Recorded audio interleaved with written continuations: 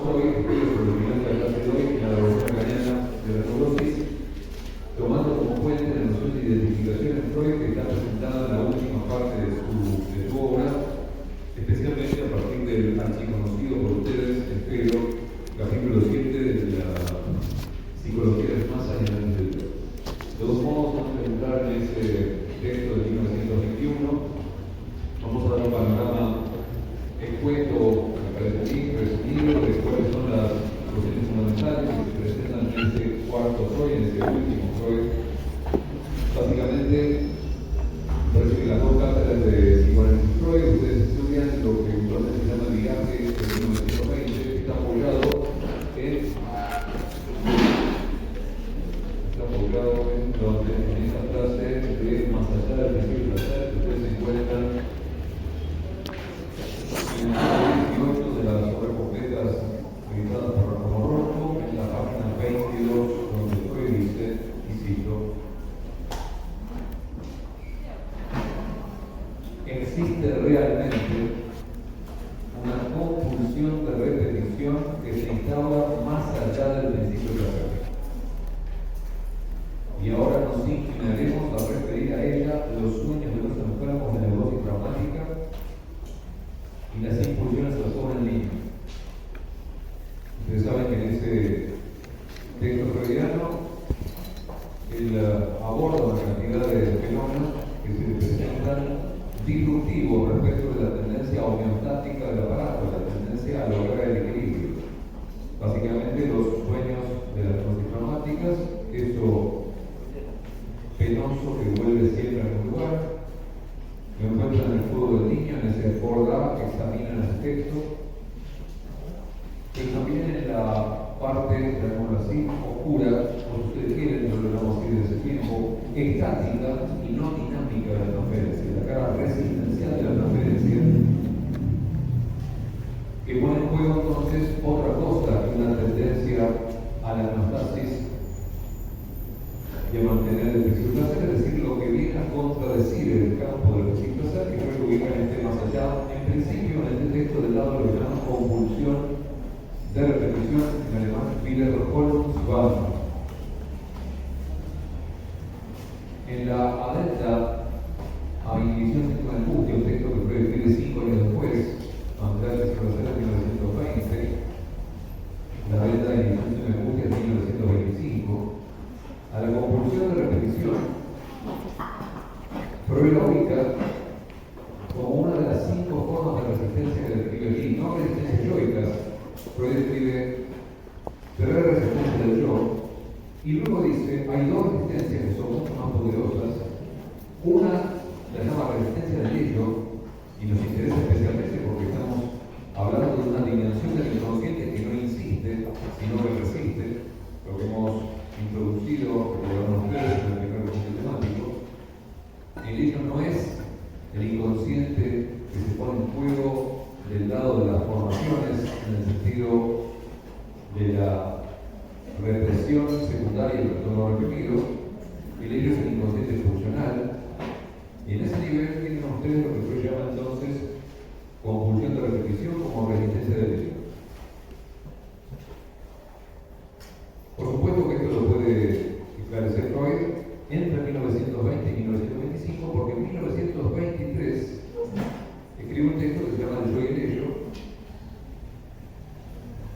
en el que describe, hace su segunda tópica, y describe entonces las instancias del aparato anímico, del aparato psíquico, que son 4. El yo, el ello, el superyo y la realidad que forma parte del aparato psíquico, no es la realidad material, la realidad psíquica. Han estudiado, por ejemplo, en el segundo punto temático, como Freud piensa la psicosis como un conflicto entre diversas instancias, y la neurosis como un conflicto entre diversas instancias. Esto lo puede hacer después de 1923 cuando él concluye su segunda tópica. Pero yo quiero destacar de este texto de Yo y el ello de 1923 la otra cara de la resistencia que en 1925 fue planteada como una resistencia más profunda que la resistencia del yo, pero no ya la resistencia del ello, compulsión de repetición, sino la resistencia del superyo. que liga a un fenómeno que se da en la práctica analítica que se llama reacción terapéutica negativa. Y que en el Yoga yo está planteado de esta manera en la página 50.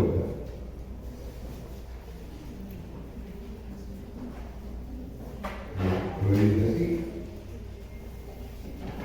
Hay personas que se comportan de manera extrañísima en el trabajo analítico. Si uno les da esperanza y les muestra contento por la marcha del tratamiento, parecen insatisfechas y por regla general su estado empeora. Bla bla bla, uno termina por convencerse no solo de que estas personas no soportan el elogio ni el reconocimiento alguno, sino que reaccionan de manera trastornada frente a los progresos de la cura. Toda solución parcial, cuya consecuencia debiera ser una mejoría o una suspensión temporal de los síntomas, como de hecho lo es en otras personas, le provoca un refuerzo momentáneo de su padecer. Empeoran el curso del tratamiento que es de mejorar, presentan la llamada reacción terapéutica negativa. ¿A qué atribuye Sigmund Freud la reacción terapéutica negativa? A lo que llama aquí un factor, por así decir, moral. Hay que ligarlo, esto por cierto, a otro texto de esta época que se llama el problema económico del masoquismo, lo que Freud llama masoquismo moral, que también liga a la incidencia del superyo. Porque la reacción terapéutica negativa enseguida vamos a ubicar como resistencia del superyo. Así lo dice Freud en la derecha de 1925, Divisiones de Angustia. Acá llaman entonces factor moral a la causa de esa reacción terapéutica negativa, un sentimiento de culpa que haya su satisfacción en la enfermedad y no quiere renunciar al castigo del padecer. Pero dice que en estos casos él haya una satisfacción en el padecimiento. Tanto la compulsión de repetición, resistencia del hecho, como la necesidad de castigo, ya no lo llaman conciencia inconsciente de culpa, porque ustedes saben, a Freud se le presenta una dificultad de plantear una conciencia inconsciente. Inicialmente lo plantea así, después termina hablando directamente de necesidad de castigo, satisfacción en el padecimiento y lo liga a la incidencia de lo que llama resistencia del cuerpo. Tanto la compulsión de repetición, resistencia del hecho, como la necesidad de castigo, resistencia del superyo, forman parte de lo que hemos llamado aquí el nódulo patógeno del síntoma, ese núcleo real que no se deja reducir por la interpretación que supone el momento de desenvolvimiento.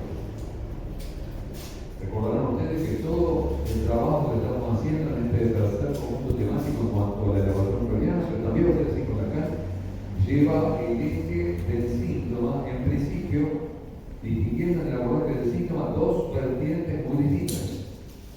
La vertiente de sentido del síntoma, que es la primera, que no es la causa del síntoma, aun cuando el psicoanálisis trabaje operando con el sentido para despojar al síntoma del sentido y llegar entonces a este núcleo patógeno del síntoma, así lo llama Freud inicialmente, que supone cierto orden de explicación funcional. Recordarán ustedes que la solidarización somática, tal como está presentado ya en el historial de Dora, 1900.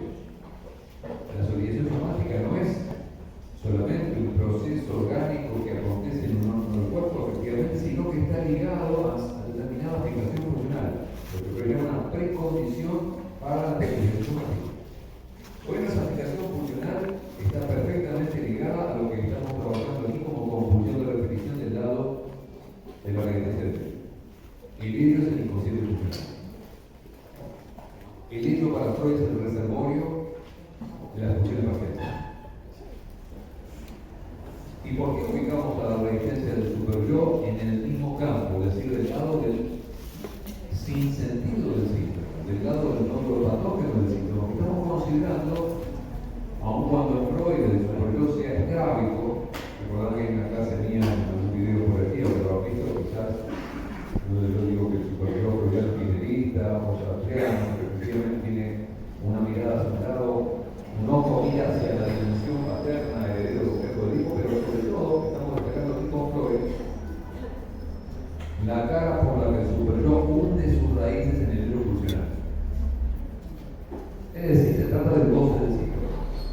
de la dimensión del goce del síntoma que ya desde el comienzo de año hemos llegado a la dimensión funcional, pero recordamos de lo real y buscamos el nombre de freudiano del goce, la satisfacción funcional. Tanto en el nivel de la compulsión de repetición, el hecho, como en el nivel de esta resistencia del superyo que Freud ubica como una necesidad de castigar. Bien. Entonces, más allá de lo que quiero hacer, compulsión de repetición, el yo y el hecho, hay que decir que del texto del yo y el hecho, la novedad no está en el título. La novedad freudiana del yo y el hecho, de modo fuerte, es la resistencia del superyo, es la necesidad de castigo, y Freud nos llama al texto el yo, el hecho y el superyo. Se llama el yo y el hecho. Sorprende, ¿no? Bien. Agreguemos por último, porque de algún modo va a estar en el fondo del trabajo nuestro, lo encontrarán por otra parte en algunos de los textos ligados al abordaje freudiano de la feminidad luego de 1923. El texto que hace de viaje allí, pero estamos en los años 20, es la organización genital infantil. Y la introducción de la disimetría en el Edipo entre el niño y la niña, tal como Freud lo establece en textos que ustedes habrán leído, algunas consecuencias psíquicas de la diferencia microanatómica, su conferencia en la feminidad sobre la sexualidad femenina. Bueno, hay allí unos desarrollos que vamos a los que no le vamos a hacer lugar ahora, pero sobre todo se subraya en esos textos precisamente la disimetría, entendiendo con Freud que tiene consecuencias que no vamos a poder terminar de extraer hoy, pero quizás lo hagamos en las clases siguientes ya de la teología de Kant. En todo caso, pueden leer para esto un texto obligatorio o parcial, que es de quien está hablando, se llama Histeria y Goce. Pueden leer las tres partes de ese texto, pero obligatorio es solamente la tercera. En cualquier caso, en alguna de esas partes se despliega con detalle la disimetría que se establece respecto del Edipo en el niño y la niña según Freud, en tanto que el Edipo concluye en el niño con lo que Freud llama complejo de castración, mientras que en la niña el complejo de castración la introduce en el complejo. Eso presenta para Freud cuestiones que nos son de bastante interés, pero corresponde entonces al desarrollo de esta época, que son cruciales porque en realidad me parece que por esa vía Freud rompe con el prejuicio de considerar simétrico el Edipo, cosa que está presente en algunos freudianos. La idea, por ejemplo, de que la niña tendría un complejo de Electra. El niño estaría enamorado de la mamá y la niña estaría enamorada del papá. Pues esa perspectiva binaria, llamémoslo así, por el signo de los tiempos que nos toca vivir, está cuestionada por Freud mismo a partir de 1920. Freud dice no, en los dos casos el primer objeto de amor es la mujer. Y ya se rompe con ese supuesto, con ese binarismo que se había establecido por la perspectiva de introducir un complejo de Electra para la niña al lado del complejo de Edipo supuestamente característico. En el valor que eso no es freudiano. Eso no es freudiano por lo menos desde 1923 en adelante. Bueno, pero no nos vamos a detener allí porque como nos toca trabajar básicamente la cuestión del signo de la neurosis, yo voy a detenerme en la noción de identificación que por supuesto está presente en toda la obra de Freud, pero especialmente sistematizada en el capítulo 7 de Psicología de la Masa y el Antiderecho. Entonces vamos a ir a ese capítulo 7 y vamos a presentar allí el modo en que Freud aborda la cuestión de identificación, especialmente en relación con los signos neuróticos. Vamos a definir allí entonces el abordaje freudiano y la lectura que ese abordaje hace la Kant. Así que tenemos acá Freud y aquí acá. Vamos a definir en este texto 6 identificaciones.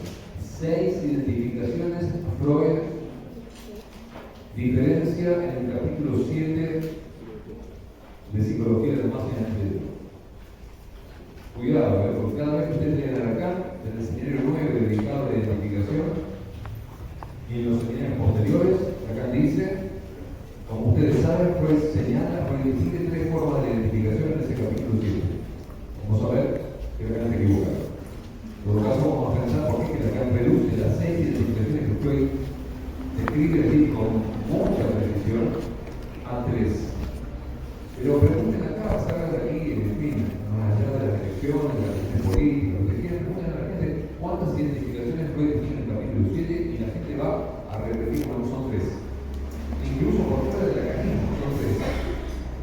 La enseñanza de la Freud ha sido tan poderosa que les ha hecho creer a la gente que efectivamente hay tres identificaciones que Freud distingue aquí. Bueno, Freud va a señalar una primera identificación, que Freud llama primaria acá. No la adjetiva como primaria aquí. Dice de esta identificación que es primaria en un texto posterior, 2 años posterior, el Yo y Ello. En el Yo y Ello, Freud vuelve sobre esta identificación y la llama primaria. Acá dice que él se va a referir a la identificación como la más temprana exteriorización del lazo afectivo. Es anterior, incluso dice, a cualquier lazo liminal. Antes de que haya una elección de objeto, hay identificaciones. Sorprende porque en realidad casi todas las identificaciones Freud las piensa como posteriores o simultáneas o apoyadas en alguna elección de objeto. No es el caso de esta primera. La llama primaria en el Yo y Ello. Respecto de esta que es primaria, de esta que vamos a llamar primera forma de identificación, todas las demás, las 5 restantes, son secundarias. Cuidado, porque a veces se escucha, no, está la identificación primaria, está la identificación secundaria y está la identificación terciaria. No. Primario en Freud, la identificación es primaria, de un modo que hay la represión primaria, de un modo que hay el masoquismo primario, de algún modo que hay el padre primario, el padre primordial de la obra, del padre primario. Tan mítico como no se le puede tocar, no se le puede pasar, es una construcción de Freud, como la represión primaria, que solo la vamos a conocer a partir de la represión secundaria, porque ella misma es mística. Porque no digo místico Freud, en la clase de estructura. Uno puede decir, desde siempre estamos en el lenguaje, desde antes de nacer. El niño por venir, la niña por venir está en el lenguaje. ¿Por qué? Porque se habla de él, o se habla de ella, o se habla de ella, como usted quiere llamarlo, se habla antes de él. La lengua habla de él o de ella. Sin embargo, hemos estudiado aquí un tiempo lógico, no es cronológico, porque nunca existió, en el que el viviente es introducido al campo del lenguaje. Y a ese movimiento lo hemos llamado del primer conjunto temático identificación primaria. Pero no es que la identificación primaria acontece en algún momento. Así es mística. Preciso establecer la idea de que hay el animal, de que hay el viviente, de que hay la satisfacción instintiva y que en el ser hablante eso se pierde por habitar el lenguaje. Pero este pasaje de la vida, en tanto que no tocada por el significante, y luego el par letra, el ser hablante, supone una operación, la primera operación, que produce ese efecto primero del lenguaje, ese efecto de fragmentación, estamos de acuerdo, lo hemos estudiado. Esta identificación primaria en Freud no es otra cosa que el trauma que traumaniza al viviente. El viviente queda identificado al S1 que le vive el otro. Vamos a escribirlo así. Esta tachadura no es la castración. La castración, como sabemos muy bien, es la operación que da lugar a un segundo efecto del lenguaje, que más bien amortigua los efectos traumáticos de la identificación primaria. La identificación primaria no da lugar a un sujeto que está representado por un significante para otro significante.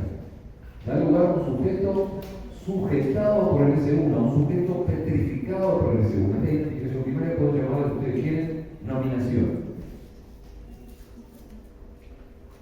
Cuando el viviente es tomado en el campo del lenguaje, es marcado por un nombre. No es marcado como se marca a una vaca. yerra. Ese tatuaje que recibimos en el cuerpo por el hecho de que somos tomados en el campo del lenguaje. El sujeto que era, este sujeto que no es un sujeto de deseo, es un sujeto que está sujetado por el deseo de un otro que le antecede, queda sujetado por ese uno. Este es el modo que Lacan lee esta identificación primaria. Y Freud señala aquí estoy diciendo en el capítulo 7 de la identificación, el capítulo 7 se lo llama que el niño toma al padre como su ideal. En el yo y el ello corrige, puede ser el padre o puede ser la madre. Quizás en esa etapa tan primitiva que es mística, no hay diferencia ni siquiera entre el padre y la madre. A este Freud que lo tildan de patriarcal, heteronormado, no se trata del padre y la madre, se trata de la función de una otredad que toma al viviente y lo mata. En cualquier caso, nos interesa que esa identificación primaria es constitutiva de la función del ideal. ¿Nos importa eso por acá? Por supuesto nos importa, porque es ese uno, que es el núcleo del ideal del yo, va a permitir que sobre esa función, que es una función simbólica, rectora del ideal del yo, se soporten algunas de las identificaciones secundarias, entre otras particularmente aquella que constituye al yo. El yo no es primario, el narcisismo es secundario. Esa identificación que Lacan destaca produce al yo en el estadio del espejo, tiene que tener por soporte un lugar simbólico que se llama ideal del yo, que Lacan escribe así: I mayúscula de la mayúscula de acá. Bueno, el núcleo del ideal del yo es este significante al que el sujeto queda identificado. Se instituye primariamente, y por supuesto que lo encontramos en la psicosis. Esa identificación primaria tiene otro nombre en el trabajo que hemos hecho en el segundo conjunto temático. ¿Cuál es? En alemán. ¿No? ¿Qué preguntó por perdón? ¿Cuál es el nombre en alemán que le dimos a la identificación primaria en el segundo conjunto temático? Estamos hablando de ya, la veíamos. La veíamos y la afirmación primordial. La afirmación primordial supone esa identificación del sujeto con un significante que otro. En la psicosis hay veíamos. Por supuesto que no hay veíamos porque no es padre, eso queda construido. Pero si el sujeto habla psicótico, neurótico, perverso, lo que quiere es porque está tomado, alienado de la identificación primaria para que es una alienación simbólica, está tomado por los significantes de otro. Escribamos lo que lo hace Freud en 1925 en el texto de la negación. Esta la veíamos. Algo así, muy bien.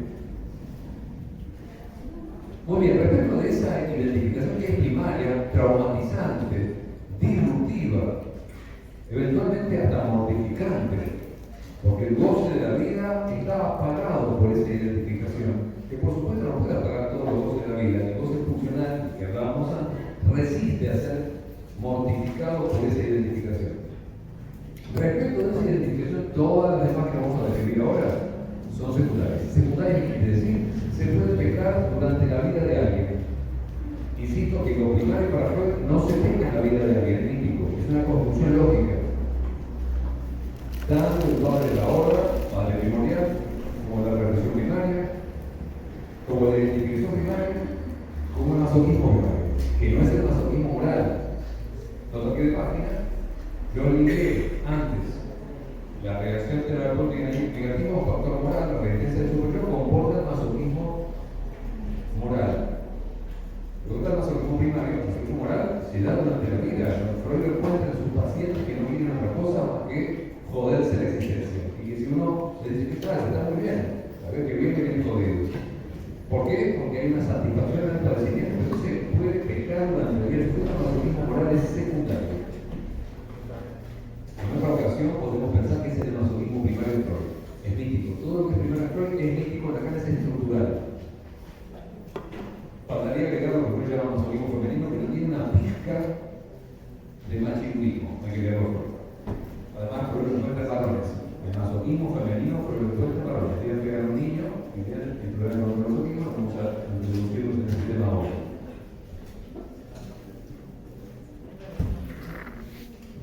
Acá agrega además, como si fuera poco Freud, el masoquismo femenino es un fantasma masculino. Habrá que estudiar a ver qué quiere decir con eso. Pero no es algo de las mujeres. Es que el femenino y la mujer no van juntos, no necesariamente van juntos. Bueno, habrá que estudiar eso, las cosas no son tan sencillas, pero no vamos a meterlo por eso, no hoy. Respecto de esa identificación primaria, Freud distingue tres identificaciones formadoras de síntomas neuróticos. Tres identificaciones formadoras de síntomas neuróticos. Entonces vamos a contar acá 2, 3 y 4.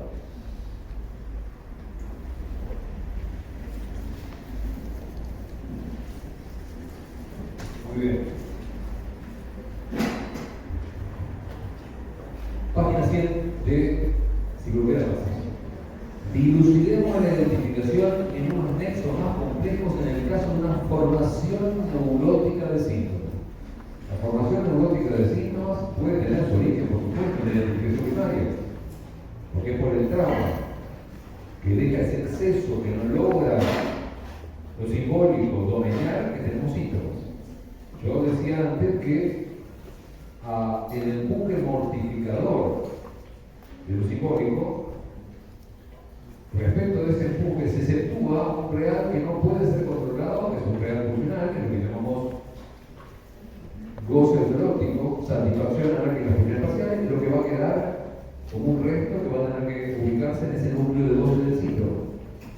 Es cierto que por ese resto va a haber síntomas neuróticos, pero las identificaciones son formas de tratamiento psíquico de ese goce que está en el nódulo 14 del síntoma. Normalmente volvemos a las dos caras del síntoma.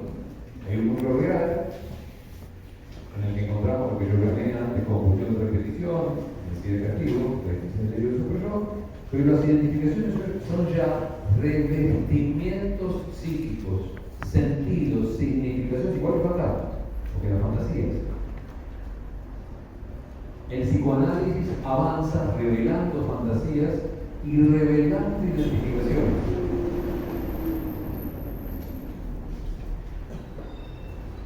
¿Qué es lo que puede revelar el psicoanálisis? El campo de las fantasías y de las identificaciones formadoras de síntomas es el campo del sentido del síntoma. Lo vamos a ver con mucha claridad con los ejemplos que vamos a estudiar, que no son sino los de Dora, y si tenemos tiempo lo de la también. En cualquier caso. Supongamos ahora que una niña pequeña, dice Freud, recibe unos síntomas de sufrimiento de su madre. Por ejemplo, la misma tos martirizadora. Yo puedo ocurrir por diversas vías. La identificación puede ser la misma que la del complejo de Edipo, que implica una voluntad hostil de sustituir a la madre y el síntoma expresa el amor de objeto por el padre. Realiza la sustitución de la madre bajo el influjo de la conciencia de culpa. Abre comillas Freud y dice: has querido ser tu madre, ahora lo eres al menos en el sufrimiento. Vamos a escribirlo así. Encontrarán estos esquemas también en los textos míos sobre histeria y otro goce. La niña, en el complejo de Edipo, tal como se plantea para ella, pretende ser satisfecha en el nivel sexual, hay que decirlo, por el padre, y entonces por ello se identifica con la madre. Entonces abre el ropero de la mamá y se pone los tacones de ella, eventualmente se pone el saquito de la mamá y va a recibir al papá que llega de trabajar, supongo, lo que fuese. ¿Has querido ser tu madre? Entonces, como el síntoma es una formación de compromiso, está el deseo de sustituir a la madre en cuanto a lo que supone el amor del padre. La punta de la flecha marca la catexia libidinal y el redondel marca el lugar de identificación. No solamente el deseo de sustituir a la madre, es también el castigo por querer sustituir. has querido ser tu madre, ahora lo eres al menos en el sufrimiento. O bien, entonces acá tenemos, vamos a llamarlo así, porque hay acá dos identificaciones, vamos a establecerlas de este modo, que suponen una identificación a un rasgo del objeto, una identificación a un rasgo del objeto amado o a un rasgo del objeto odiado. En este caso es evidente, vamos a hacerlo al revés. Disculpen acá ella se identifica un rasgo del objeto odiado de la madre para recibir el amor del padre. Pero vamos a ver que Freud dice lo siguiente. O bien el síntoma puede ser el mismo que el de la persona amada. Dora, por ejemplo, imitaba la voz de su padre. Subrayenlo. Este Freud, de 1921, corrige a otro Freud, de 1905. Según Freud, en principio, hasta nueva orden, en la fantasía del sexo oral, Dora se identifica con el personaje femenino, no con el padre. Acá dice, no, la tos se está identificando con el padre. Está mucho más cerca de la posición que tiene Lacan en la intervención sobre la transferencia cuando critica la interpretación freudiana de la tos. No vuelve a subir, pero en todo caso, este es el caso de Dora. La tos de Dora la está ubicando allí. Ahora, si se trata de eso, en tal caso, dice Freud, no tendríamos más alternativa que describir así el estado de cosas. La identificación reemplaza la elección de objeto. La elección de objeto ha regresado hasta la identificación. Vamos a escribir, este sería el tipo 2 de identificación.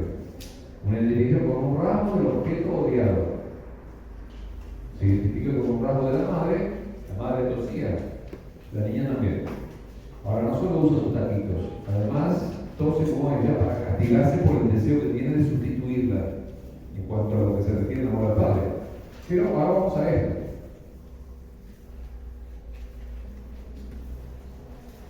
Acá tenemos a la niña. Freud dice, esta identificación tipo 3 es una identificación con el objeto amado, con el padre. Pero esa identificación sucede, es posterior a la descatequización, al retiro de la libido vuelve al yo. Freud habla de regresión, lo digo de vuelta. Tendríamos que describir así el estado de las cosas. La identificación reemplaza la elección de objeto. La elección de objeto queda atrás. Ya no se trata de la relación limitada con el padre, se trata de, hasta donde se puede, en el caso de la niña, el final del complejo de Edipo, la descaracterización del objeto incestuoso, la libido vuelve al yo, regresa al yo y deja el yo mi impronta. No puedo tenerlo, soy algo de él. Como un rasgo del objeto amado. La elección del objeto ha regresado hasta la identificación. Fíjense que en estos dos casos, la identificación se soporta de una elección de objeto, de una relación libidinal que es previa o simultánea. La identificación con la madre es simultánea con esta relación de objeto, con esta relación libidinal. La identificación con la madre, con el padre, sucede posterior a la descatequización y a que la relación de objeto es suplantada por la identificación. La elección de objeto, la identificación reemplaza la elección de objeto. Es diferente de esta identificación primaria, que no está sostenida por una elección de objeto previo, porque ese es el lazo más temprano anterior a cualquier relación de objeto, mientras que estas dos identificaciones se soportan de una elección de objeto que se ha abandonado, o bien una elección de objeto que es simultánea a esa identificación. ¿Estamos viendo ahí? ¿Sí? Muy bien. Respecto de estas dos identificaciones, Freud dice, tampoco puede dejar de llamar la atención de que en los dos casos La identificación es parcial, limitada en grado sumo, pues toma prestado un único rasgo de la persona objeto. No es una identificación plena al padre o plena a la madre, sino que se toma solamente un rasgo. Einziger Zug, es el término en alemán. Un rasgo que acá llama unario. Se toma un S1. La tos de la madre, la tos del padre, la cojera del padre, la inteligencia del padre, la tontera del padre, lo que fuese. Se elige un rasgo y uno queda identificado con ese rasgo que para Lacan es un rasgo simbólico. Estas dos identificaciones forman el segundo tipo de identificación para Lacan. Lacan no hace mucho distingo entre estas dos. A nosotros nos interesa de cómo se identifican, porque acá muchas veces llama a estas dos identificaciones regresivas. Y sin embargo, hay que notarlo, una sola de ellas es regresiva, la segunda. La identificación que tiene el lugar de una elección de objeto abandonada, la elección de objeto regresa a la identificación. Estas son identificaciones secundarias. La identificación regresiva regresa a una identificación que es primordial, así como hay una fijación primaria y la regresión a la fijación. Aquí hay una regresión que viene de la elección de objeto a la identificación. Pero se produce esa regresión solamente aquí. Aquí no hay regresión. Valdría preguntarle a Lacan esta cuestión, ¿por qué llama regresiva a las dos? Y que a Lacan no le interesa tanto la regresión, sino que en ambos casos se trata de tomar un significante del otro, ya sea un significante que marca el amor o marca el odio, es una identificación también con un S1. También esta identificación, pero lo vamos a encontrar en todas, está determinada por lo simbólico.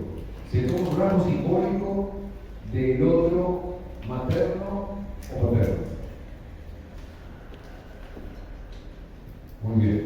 Entonces que la función del S1 acá no es exactamente igual de acá, no es el mismo S1. S1 quiere decir cosas muy distintas en la enseñanza de Lacan. No lo vamos a establecer hoy.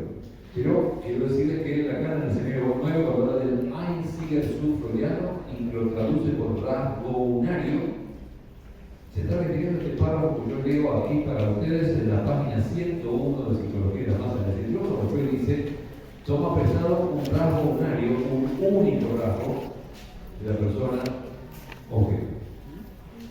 Y luego Freud agrega un tercer caso de formación de síntomas neuróticos,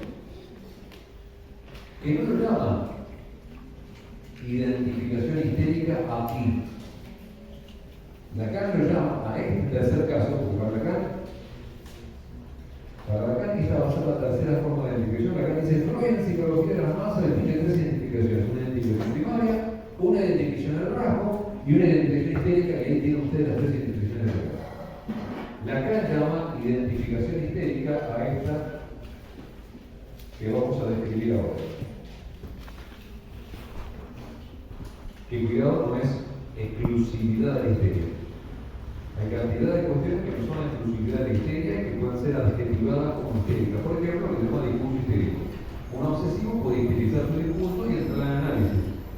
Ha sido tomado por el discurso histérico, no ha dejado de ser obsesivo, pero ha histerizado su discurso.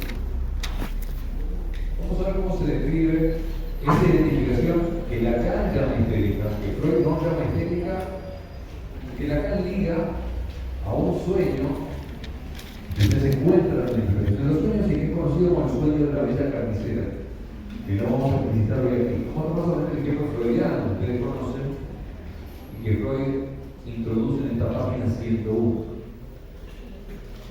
Hay un tercer caso de formación de síntomas particularmente frecuente e importante, en que la identificación prescinde por completo de la relación de objeto con la persona copiada. Fíjense, en estos dos casos no se prescinde de la relación libidinal con el objeto. Justamente estos dos casos están soportados o de una relación libidinal simultánea a la identificación o de una relación libidinal previa, porque la identificación en el segundo caso queda en el lugar de una elección de objeto abandonada. Pero en este tercer caso que en realidad es cuarto para nosotros y contamos como primero de la educación primaria, para Freud es un tercer caso de las identificaciones formadoras del signo neurótico. Este tercer caso no se soporta en la elección de objetos. Van a ver ustedes que yo voy a ubicar acá con Freud a la identificación que constituye la masa. Porque una masa es un conjunto de individuos que han ubicado en un objeto en lugar del yo y por ello se han identificado entre sí en su yo. Uno puede ir a la cancha de arriba con su hermano, con su prima, con su amigo, ¿no? Hay elecciones de objetos en juego. Pero la identificación que forma la masa y van a ver que es esta, prescinde por completo de esa relación de objetos. No que no la haya, la hay, pero no se apoya en la elección de objetos como en estos dos casos anteriores. Ahora, si no apoya en la relación de objetos, ¿qué se apoya en la identificación que es formadora de síntomas neuróticos? Pero además constituye la masa, vamos a ver que Freud va a terminar hablando de eso. Se apoya en la posibilidad de que quien se identifica tenga una relación de deseo de estar en la misma posición que aquel con el que se identifica, o haya algún punto en común con el yo de aquel otro con el que se identifica, porque es una identificación, digamos que se ubica en un plano que la vamos a llamar imaginario, es una identificación de yo a yo. Uno de los yo de la masa se identifica con otro de los yo de la masa. Ustedes recordarán que el esquema de simbología de las masas. Acá Freud pone en lugar de la idea del yo, acá pone en lugar del yo, acá pone un objeto extraño, no sabemos qué es ese objeto, y Freud ubica acá el objeto exterior. En lugar del objeto exterior va haciendo la línea, y Freud dice que acá no hay una línea, porque no hay una relación entre este objeto de cada uno. Acá dice, ven ustedes que Freud deja vacante este lugar, que no está relleno, como ustedes se encuentran relleno de estos objetos. Silenio 11 de acá. Este lugar es evidente para acá. Que Freud alude a lo que yo llamé objeto A. Así dice Lacan, como si Freud pudiese tener alguna idea de lo que va a venir a decir Lacan, porque este es el lugar del objeto A para Lacan. Y él dice, llevar algún objeto al lugar del ideal, y Freud saca las flechas de acá, porque no puede sacarlo del libre. La identificación es algo que para Freud supone el nivel del aparato psíquico. No tiene que llevar al libre al lugar del ideal. Hay que hacer una distinción, lo vamos a hacer ahora, entre este objeto exterior, que es el lugar del libre, y este objeto que la cámara escribí con la letra A. En cualquier caso, llevar ese objeto al lugar del ideal produce acá una identificación y para Freud se da entre los yo de la masa. He subrayado aquí ante ustedes, pero también hace muchos años, la relación que hay entre este esquema y el estadio del espejo Lacan, donde la identificación es de yo a yo, en el eje imaginario. Soportadas identificaciones en el lugar del ideal del yo. Freud dice, por ejemplo, si una muchacha recibió en el pensionado una carta de su amado secreto, la carta despertó sus celos y ella reaccionó con un ataque histérico. Algunas de sus amigas que saben del asunto pescarán este ataque, como suele decirse, por vía de la infección psíquica. Freud llama a este tipo de identificación infección psíquica. Es una identificación que prescinde de la relación de objeto. No hay ningún partido político. Prescinde de la relación de objeto. Mientras que en los dos casos anteriores hay una relación de objeto con el objeto creado y hay una relación de objeto con el objeto amado, sobre la que se monta la identificación. ¿Esta no? Muy bien. Entonces, pescarán las amigas de ella, la que recibió la carta, pescarán este ataque, como suele decirse, por la vía de la identificación psíquica. Es decir, comienzan a tener un ataque histérico como aquella que recibió la carta. Ella no recibió la carta, pero tanto le gustaría tener una carta de su novio como aquella que recibe la carta, que quedan identificadas con ella, ¿no? El mecanismo de la identificación sobre la base de poder o querer ponerse en la misma situación. Acá destaca que en este caso, destaca en toda su enseñanza, hay una identificación de deseo a deseo. En algún texto ustedes le dan una vez, no sé si está para el tercer conjunto, no sé si está para el cuarto, encontraron una leve diferencia entre la identificación de la masa, que es una identificación del yo, y esta identificación estética, que en realidad es una identificación con lo inimitable del deseo de la otra, que es una identificación de sujeto a sujeto, es en relación con el querer estar en la misma situación. Yo, en el texto al que hago referencia, se llama identificación de la epidemia. Lo que afortunadamente ubico acá una línea adicional que escribo acá, que está tachado, y ubico la identificación estética muy próxima a la de la masa, como una identificación que tiene en cuenta el deseo, es una identificación de deseo a deseo. Acá en Freud se lo digo de esta manera. El mecanismo es el de la identificación sobre la base de poder o querer ponerse en la misma situación que la persona copiada. Las otras querrían tener también una relación secreta. Y bajo el influjo del sentimiento de culpa aceptan también el sufrimiento parejado. También para Freud hay aquí una suerte de formación de compromiso. Queremos eso, nos identificamos con ella, que bien, tenemos un amigo amado, pero sufrimos como ella el ataque histérico. Freud agrega, en estos casos, uno de los yo ha percibido en el otro una importante analogía en un punto. Luego crea una identificación en este punto e influida por la situación patológica, esta identificación se desplaza al síntoma que el primer yo ha producido. La identificación por el síntoma, Freud lo así finalmente, es una identificación con el síntoma de aquella en la que a mí me gustaría estar en ese lugar, ¿no? Pasa a ser así el inicio de un punto de coincidencia entre los dos yo. Bueno, que quede claro, no encuentra en la psicología de las masas esta línea que va de sujeto a sujeto. Para Freud es una identificación que se produce aquí. Y creo que hay una diferencia entre Freud y Lacan. Lacan subraza más bien en la identificación estética la intervención de algo que no es el yo, que es el deseo. El deseo produce contacto, el deseo produce identificaciones. Es una noción interesante que habría que incluso examinar sus alcances clínicos. No me meto con esa cuestión.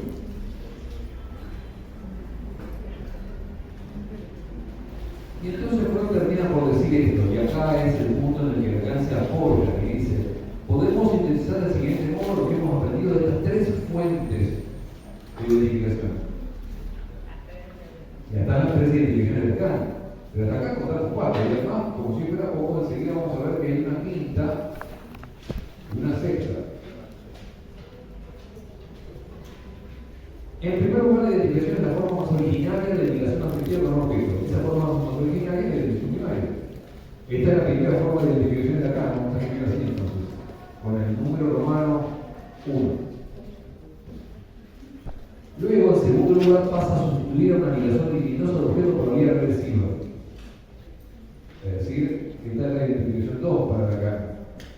Pero hoy mismo ya está acá achatando esto diciendo se trata de lo mismo. Aunque nosotros sabemos que regresiva es solamente esta.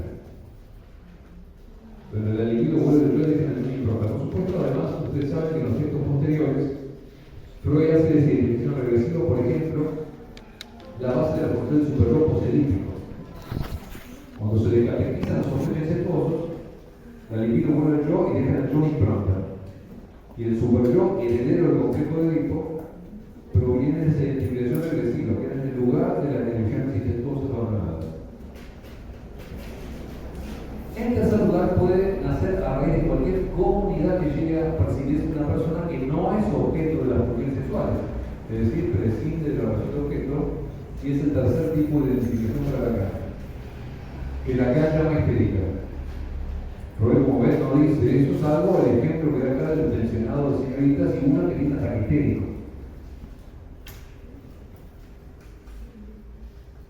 Eventualmente, desde la perspectiva de acá, si acercamos la identificación histérica a la histeria, sí podemos decir que lo que está en juego en este tipo de identificación, si uno ya no lo supone en el nivel del yo, sino en el nivel del sujeto, es la identificación del deseo, pero del deseo insatisfecho con el deseo satisfecho. Uno diría, no es tanto la identificación con esa otra a la que nos llega la carta de amor. El cantante de rock tiene un rubito, o la pudo arreglar a una lectora, la agarró una. Todas las demás no tienen lo que tienen ella. Lo que tienen ella. Todas las demás se identifican entre sí en el nivel de su deseo insatisfecho. Hacen causa común, dice acá. Y un programa de televisión que era así. Se llamaba de ese modo. Entonces supongan, va a hablar ella, que fue cuestionada por el marido. Me engañó con mi mejor amiga, cuenta ella desde la tele. Pero hay muchas ellas que me están escuchando allá del otro lado, de este lado, ¿no? De este lado de la pantalla en sus casas. Y lloran la gota gorda porque a ellas, pero a mí también. A todas nosotras, ¿se entiende lo que estoy diciendo? El deseo satisfecho se soporta de esa causa común. Quizás hay alguna que no. Supongan la amiga ¿no? Que se ha llevado los favores del marido de la primera.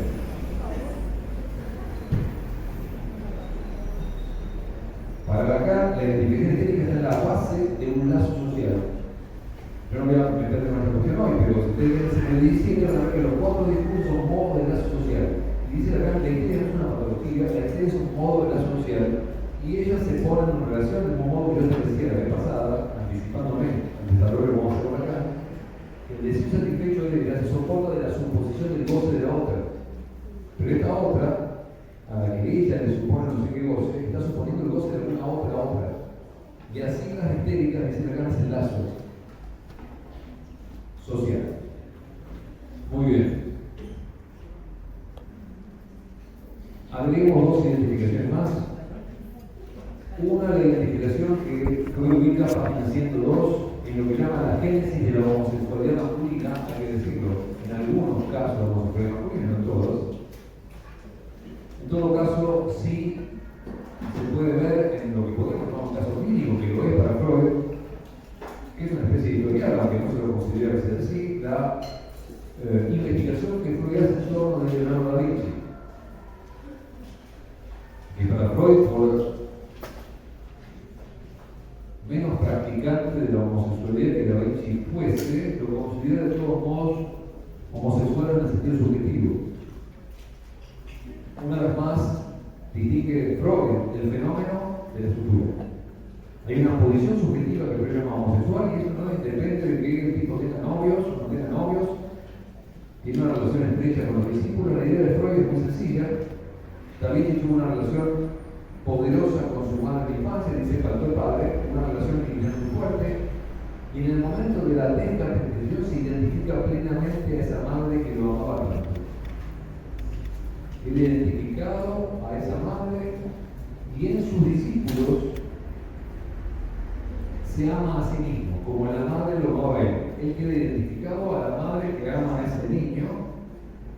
Y entonces su relación con los discípulos, insisto, viene a repetir la relación que él tenía con la madre, y es lo que Freud plantea aquí en la página 102 de Psicología de la Masa, pero también está planteado en el texto que le dedica a Da Vinci. Por supuesto que no es únicamente explicatoria de la génesis de la homosexualidad masculina. Ustedes verán que en ese caso hay una identificación regresiva. En lugar del lazo liminal fuerte con la madre, tiene una identificación con ella. Y ama a sus discípulos como la madre amaba a él. Perdón.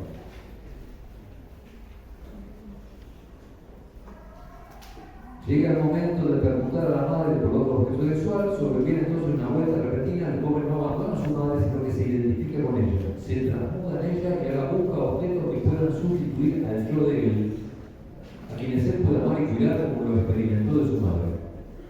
Llamativa en esta identificación es su amplitud, y Freud la compara con esta identificación regresiva. pongámoslo así, caso de la homosexualidad masculina, algunos casos de homosexualidad masculina, pongámoslo como signo de pregunta entonces, no toda homosexualidad masculina se explica por la identificación de orden, por una identificación con la madre con la que hubo ese lazo tierno. Por supuesto que la causalidad del psicoanálisis muestra su cojera por todos lados, y se puede tener una relación muy con la madre y no necesariamente tener una relación homosexual, y la cantidad de gente que tiene elecciones homosexuales que no provienen de una relación estrecha con la madre. De modo que, por lo menos, limitemos los alcances de esta explicación de Freud. En cualquier caso, para acá, esta es una identificación del predominio imaginario. Digamos algo de Lacan en términos generales. Las identificaciones de Lacan pueden modularse a partir de sus tres registros. Y si yo tuviese que, y me esfuerzo a eso, ubicar la identificación primaria en mucho sentido para Lacan, diría que esta es una identificación que está entre simbólico y real. La identificación primaria.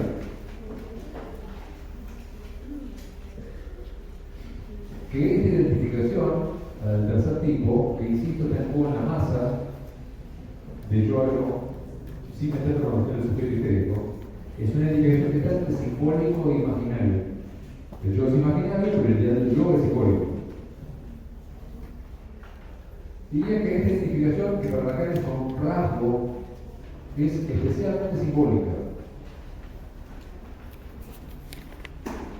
Y que esta identificación es de predominio imaginario, es una identificación a la madre, y puede llamar a ese amor narcisista. En realidad ama al muchachito porque se ama a sí mismo el muchachito. No toma un rasgo del objeto amado o odiado, no es un rasgo significante, se identifica el cerebro plenamente a la madre, llamativa de esta identificación es su amplitud.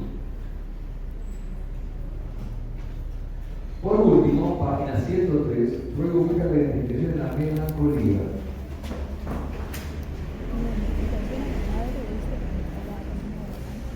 Ya en la melancolía había planteado lo siguiente: la sombra del objeto ha caído sobre el yo. ¿Cuál objeto? Lacan dice: el objeto que se pone la melancolía es el objeto que yo llamo A minúscula. La dimensión real del objeto, la dimensión de A minúscula que yo, ante ustedes, he numerado como 3, es el objeto funcional, no es el objeto que causa el deseo. El melancólico se identifica al resto, al desecho, a la basura, a lo que cae finalmente cuando salta por la ventana y se suicida. Es una identificación por lo real de este objeto. Si yo tuviese entonces que destacar cuál es el registro que prevalece de la identificación melancólica, pues escribiría así, lo real.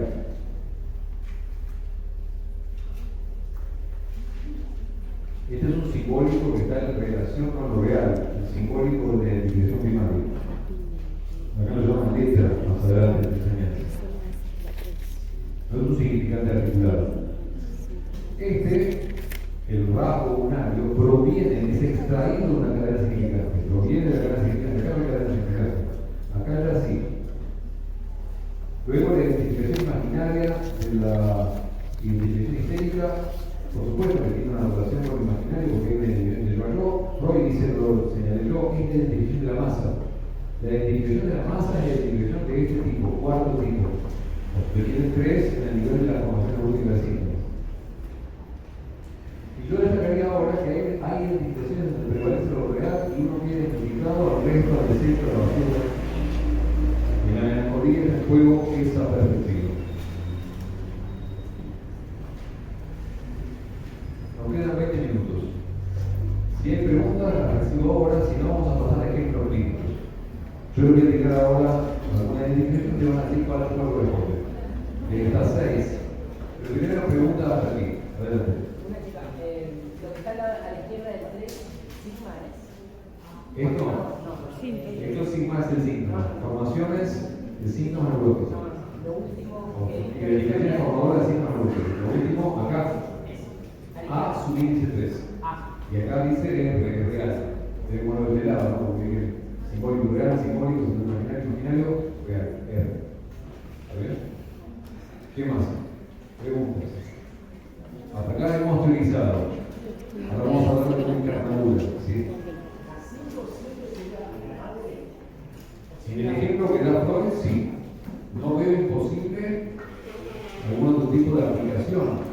Lo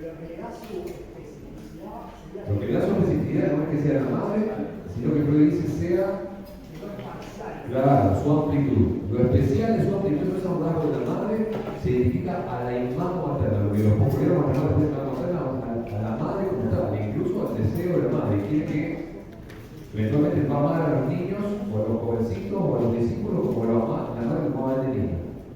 Por eso Freud lo va a llamar amor narcisista, porque va a amarse a sí mismo en sus jovencitos. De un modo que la madre amaba a ese yo, ¿no?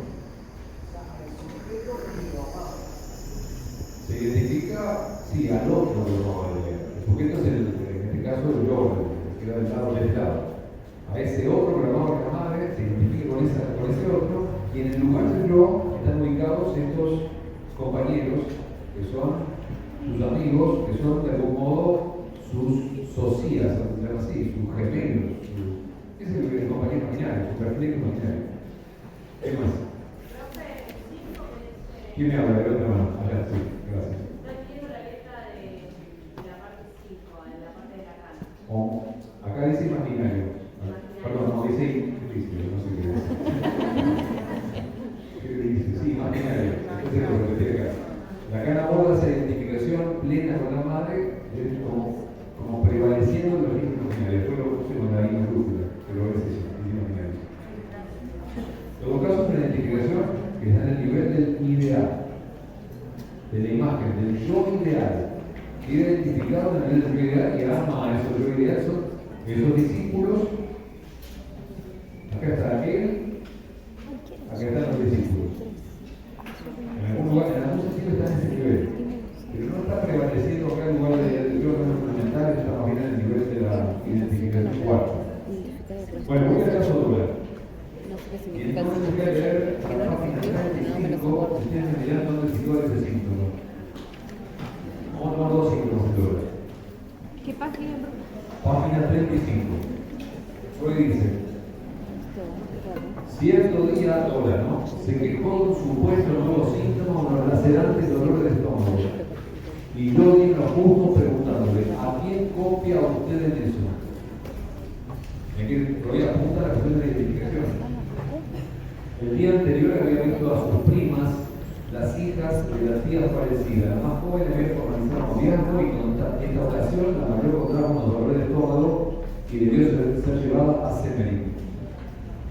Dora creía que en la mayor no era sino envidia, pues siempre enfermaba cuando quería obtener algo y justamente lo que ahora quería era alejarse de la casa para no asistir a la dicha de su hermano. Pero sus propios dolores de estómago, los de Dora, decían que ella se identificaba con su prima, con la prima mayor, con la que no se casaba. Así declarada simuladora.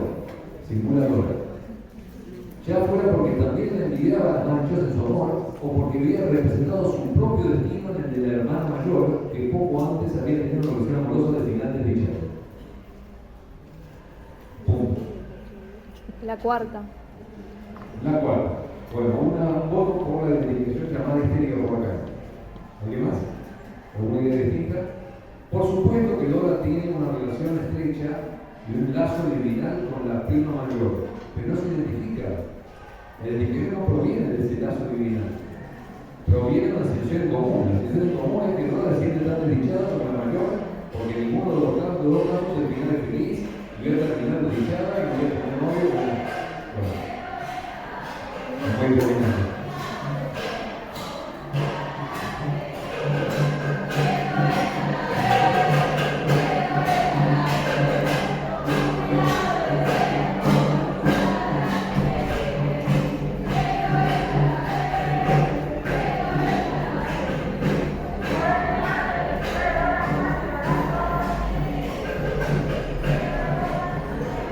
Bueno, continuamos.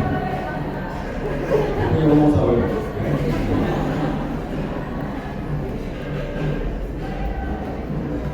Yo creo en efecto que se trata entonces de identificación histérica en el caso de este dolor de estómago. Luego continúa.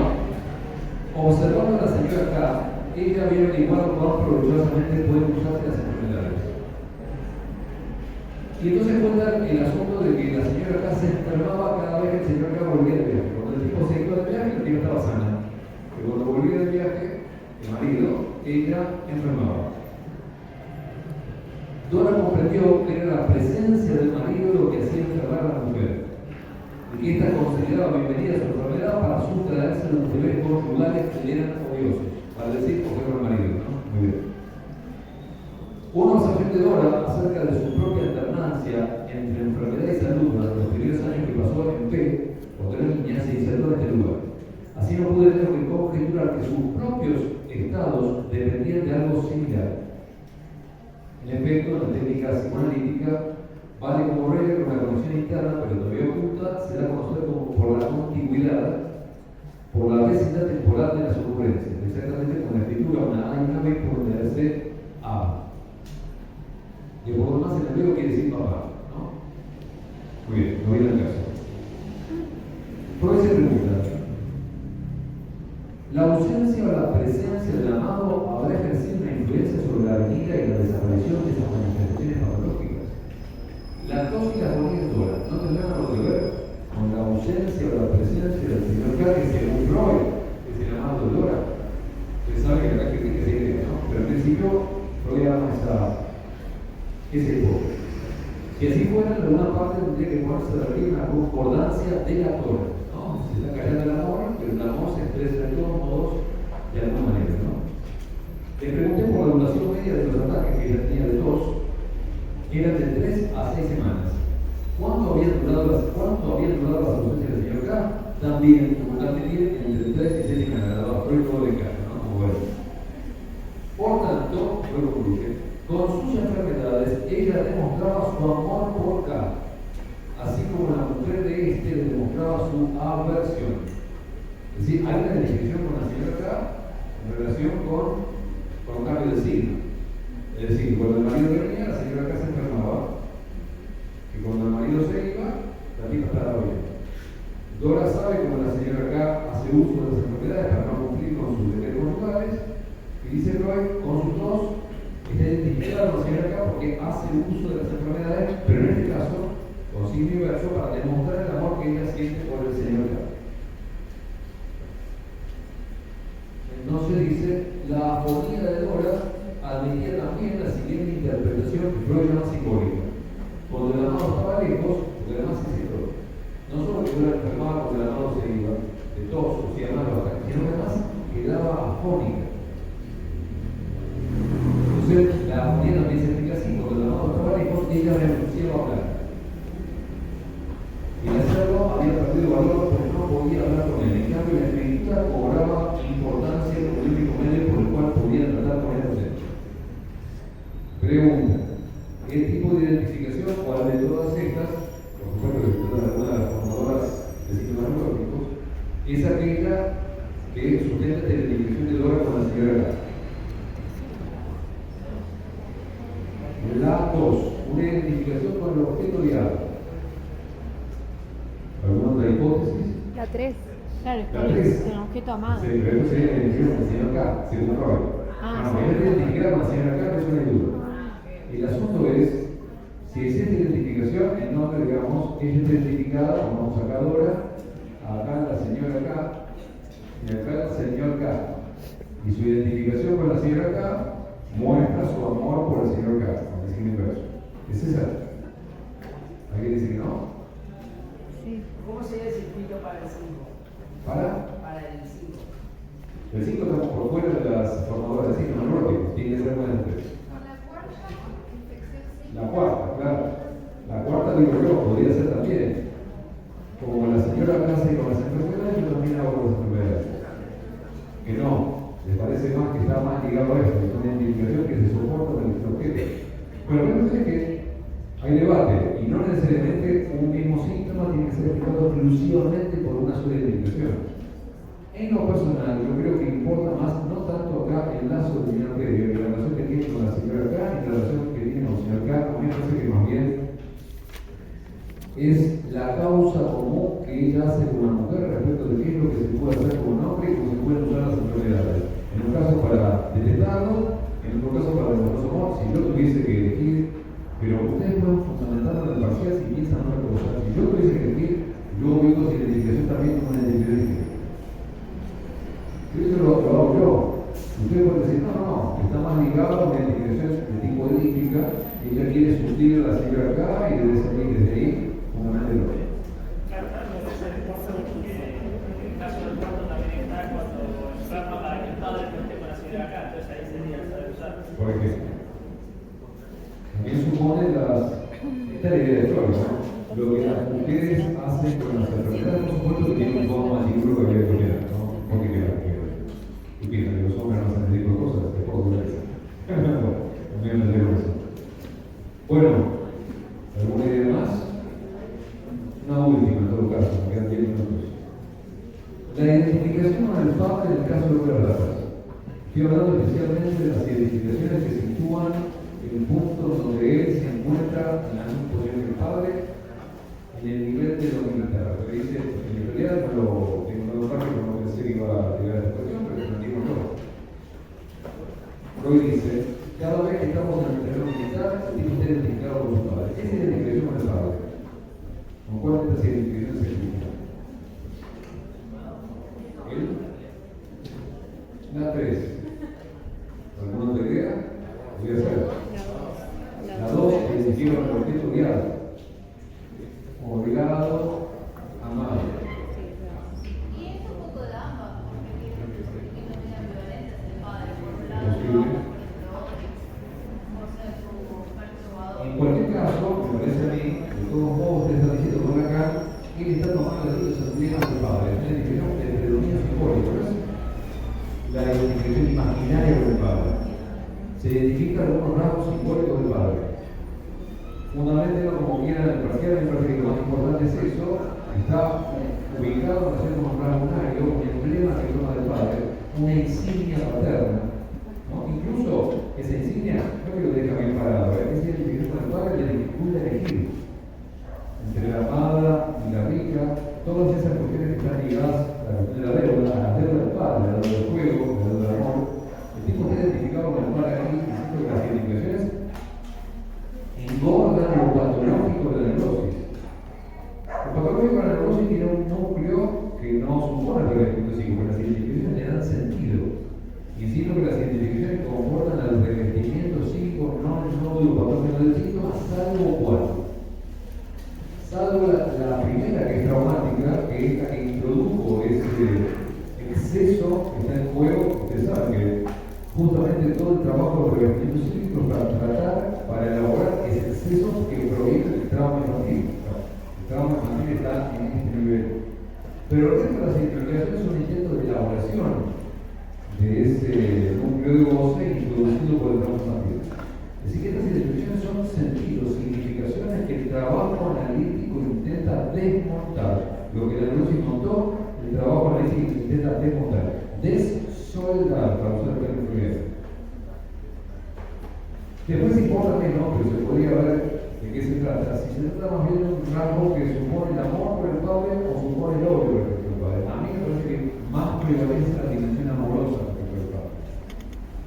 Es por el amor al padre que no puede jugarse por el amor por una mujer. Y no pocas veces la obsesión, lo que van a estudiar, es precisamente el amor al padre que impide ese exceso. Y la obsesión, pero también